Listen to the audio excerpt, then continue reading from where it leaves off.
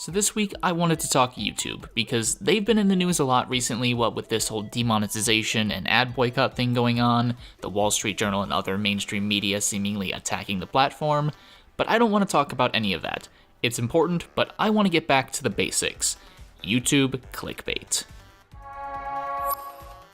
I should note that this is not a form of clickbait that I think is prevalent by any means, if really present at all. I could be the one introducing it to the ecosystem, but I want to get out ahead of it before it might potentially become a problem, so I have an idea with how it can be combated. But this theoretical clickbait stems from this red bar right here. If you don't know what this is, basically it started on mobile but is now on desktop. It is a progress bar for if you start watching a video, it will show where you left off. If it's entirely red, that means you finished watching it. If there's just this little bit at the beginning, it means you started and then clicked away for some reason. And then there's varying degrees in between showing where you stopped. And I really like the feature, it's great, especially if you're watching a longer video. It's super nice to just have this bookmark feature and not have to go back and scroll through to meticulously find where you left off.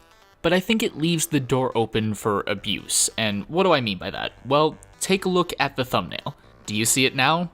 Did I actually fool you? I'm genuinely curious because I don't know. I think it's a very subtle form of clickbait. I don't necessarily think it's more dishonest than somebody who randomly puts boobs in the thumbnail or titles the video ambiguously, but this is also not a universal form of clickbait. It's not going to be for your returning subscribers who know exactly when you upload and will know whether or not they've watched your latest video. And certainly not for smaller channels who are only getting viewers that way. No, this kind of clickbait would be most effective either under the recommended section or on the sidebars of videos. The idea being you'd pick up new viewers and hopefully subscribers by making them think they clicked on your video at some point in the past but just didn't get around to watching it. A curiosity factor, if you will. I think it depends on how much YouTube you consume on a daily basis, but I can't think of exactly what the last 5 videos I watched were. If you're like me and you watch a lot of varied content, I think you could be susceptible. So how do we deal with this?